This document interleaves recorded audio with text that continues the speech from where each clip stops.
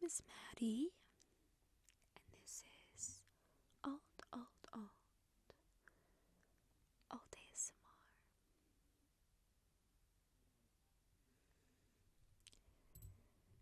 Just want to help you get ready for bed. Do a little bit of face massage, tuck you in, and I'll be reading you one of the tales of Beatle the Bard.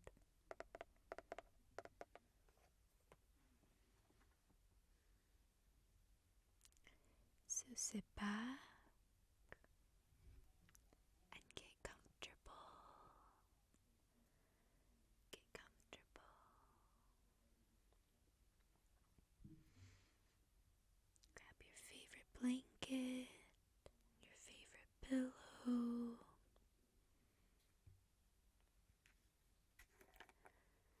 I want to rub some of this. That smells so good. On your temples. There we go. And underneath your nose, just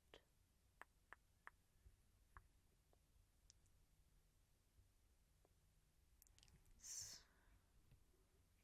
very comforting lavender, a lavender balm. Ooh, it smells so nice.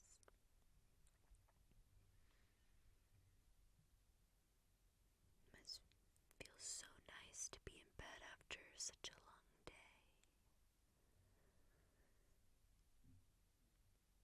You just see a little bit of tension in your forehead. Just gonna smooth some of that out.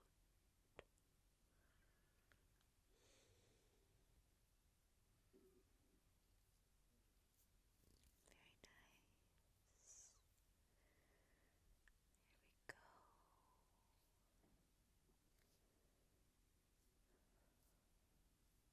Let's release some of the stress that has been built up for so long.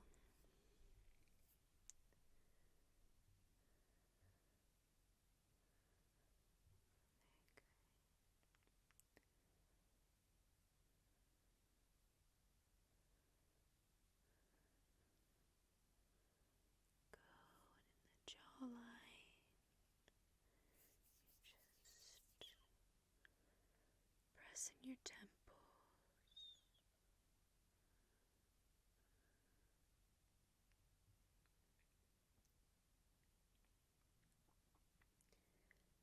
Massage in there. Very good.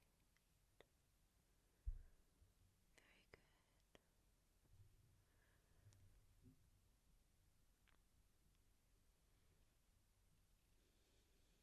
That's so relaxing.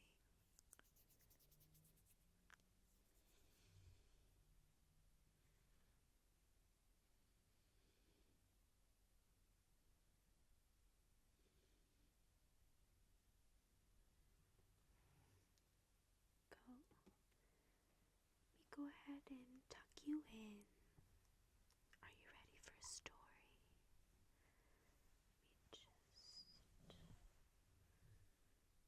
Here we go.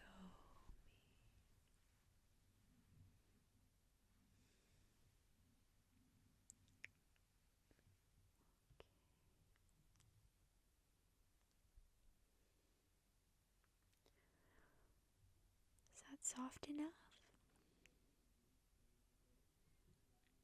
I hope it is.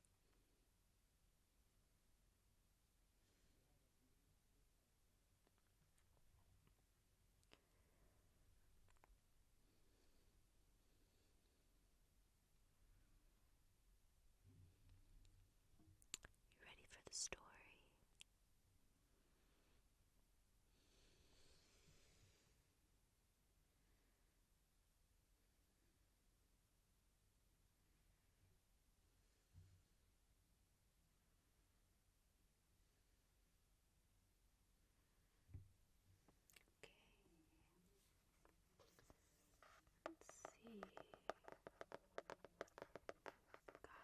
Tales of Beatle the Bard.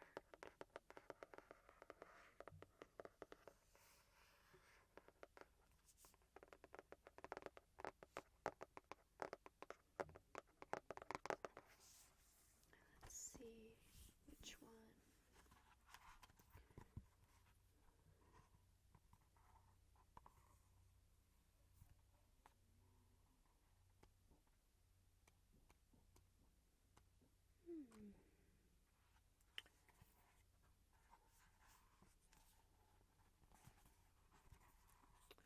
See. The Warlock's Hairy Heart.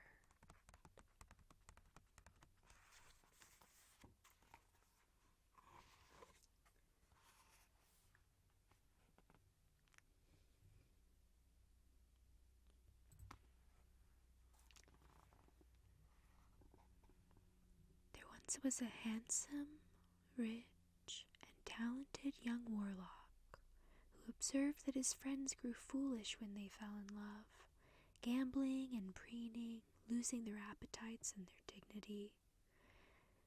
The young warlock resolved never to fall prey to such weakness and employed dark arts to ensure his immunity.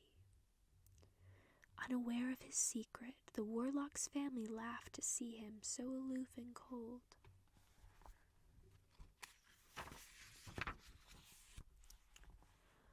All will change, they prophesied, when a maid catches his fancy. But the young warlock's fancy remained untouched. Though many a maiden was intrigued by his haughty mien, and employed her most subtle arts to please him, none succeeded in touching his heart. The warlock gloried in his indifference and the sagacity that had produced it. The first freshness of youth waned, and the warlock's peers began to wed and then to bring forth children. Their hearts must be husks, he sneered inwardly as he observed the antics of the young parents around him, shriveled by the demands of these mewling offspring. And once again he congratulated himself upon the wisdom of his early choice. In due course, the warlock's aged parents died. Their son did not mourn them. On the contrary, he considered himself blessed by their demise. Now he reigned alone in their castle.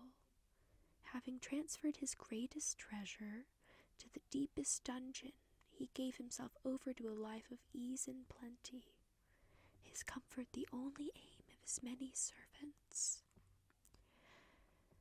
The warlock was sure that he must be an object of immense envy to all who beheld his splendid and untroubled solitude.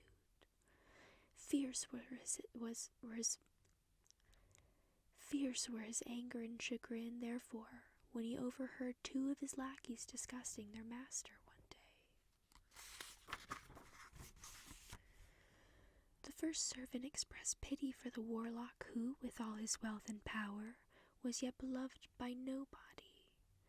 But his companion jeered, asking why a man with so much gold and a palatial castle to his name had been unable to attract a wife. Their words dealt dreadful blows to the listening warlock's pride. He resolved at once to take a wife, and that she would be a wife superior to all others. She would possess astounding beauty, exciting envy and desire in every man who beheld her. She would spring from magical lineage, so that their offspring would inherit outstanding magical gifts.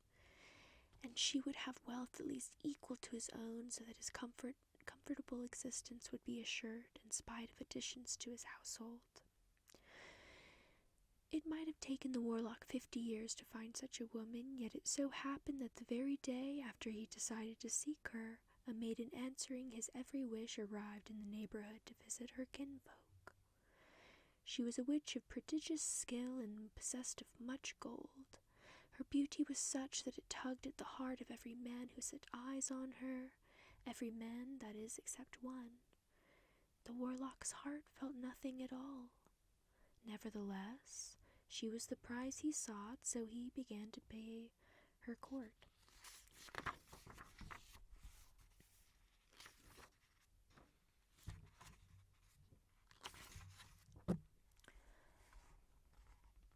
All who noticed the warlock's change in manners were amazed. He told the maidens that she had succeeded where 100 had failed. The young woman herself was both fascinated and repelled by the warlock's attentions. She sensed the coldness that lay behind the warmth of his flattery, and had never met a man so strange and remote. Her kinsfolk, however, deemed theirs a most suitable match, and eager to promote it, accepted the warlock's invitation to a great feast in the maiden's honor. The table was laden with silver and gold, bearing the finest wines and most sumptuous foods. Minstrels strummed on silk-stringed lutes and sang of a love their master had never felt. The maiden sat upon a throne beside the warlock, who spoke low, employing words of tenderness he had stolen from the poets, without any idea of their true meaning. The maiden listened, puzzled, and finally replied, "You speak well, Warlock, and I would be delighted by your attentions if only I thought you had a heart." The warlock smiled and told her that she need not fear on that score. Bidding her follow, he led her from the feast and down to the locked dungeon, where he kept his greatest treasure. Here, in an enchanted crystal casket, was the warlock's beating heart. I did not imagine it taking this turn. Long since disconnected from eyes, ears, and fingers, it had never fallen prey to beauty or to a musical voice, to the feel of silken skin. You can see the heart right here. It's like a hairy heart. The maiden was terrified by the sight of it, for the heart was shrunken and covered in long black hair. "Oh, what have you done?" she lamented. "Put it back where it belongs, I beseech you." Seeing that this was necessary to please her, the warlock drew his wand, unlocked the crystal casket, sliced open his own breast, and replaced the hairy heart in the empty cavity it had once occupied. "Now you are healed and will know true love," cried the maiden, and she embraced him. The touch of her soft, white arms